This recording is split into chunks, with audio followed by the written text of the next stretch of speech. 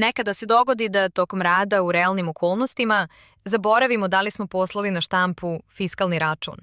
Na primjeru dokumenta overe koji smo pronašli u radnim verzijama, ustanovit ćemo na koji način možemo da utvrdimo da li je poslat fiskalni račun na štampu. Nakon provere tarife, otvorit ćemo editor kao da je potrebno uraditi neku izmenu na tekstu.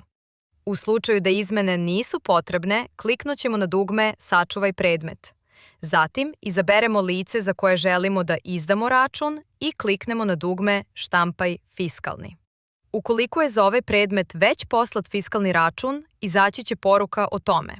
Ali ako ne želimo ponovnu štampu, dovoljno je kliknuti na X da se zatvori ovaj prozor. Ako želimo da ponovo pošaljemo račun na fiskalizaciju sa istim uslovima, potrebno je kliknuti na Da.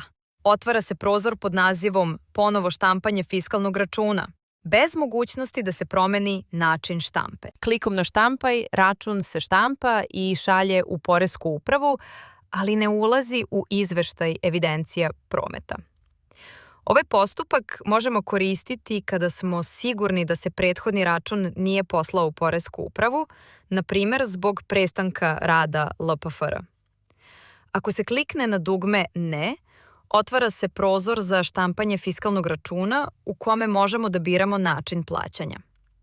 Klikom na dugme Štampa, račun se štampa i šalje u poresku upravu i ulazi u izveštaj evidencija prometa.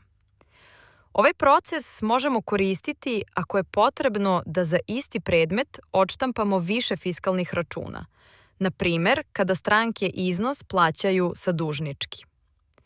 Na kraju otvorit ćemo izveštaj o evidenciji prometa za današnji dan i videti koji su sve računi zabeleženi.